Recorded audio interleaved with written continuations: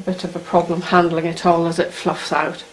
So you're better off with too little rather than too much at this stage. So again, just taking off the brittle tips, looking at the butt end to make sure there aren't any extra little short bits in there.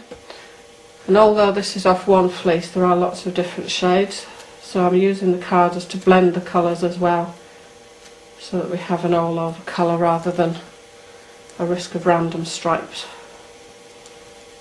Okay, so that's the wool on the card.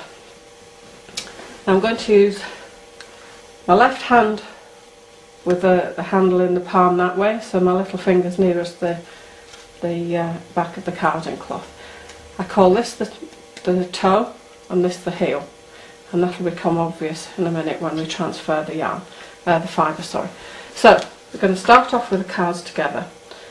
The main thing is that we're not going to jam the carders together, we're just going to stroke over the top and right off the end.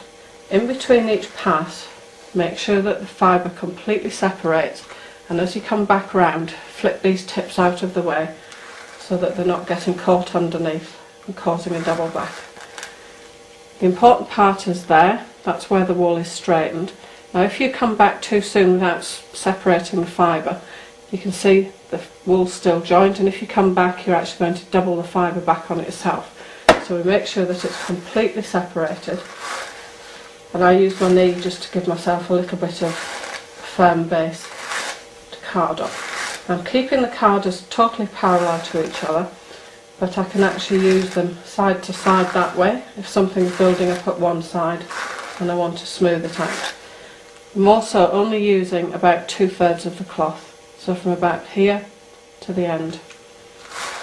That way I'm not going to risk having fibres caught on the very end of the teeth and then doubling back that way. Now I'm going to transfer what's on the left carder to what's on the right carder.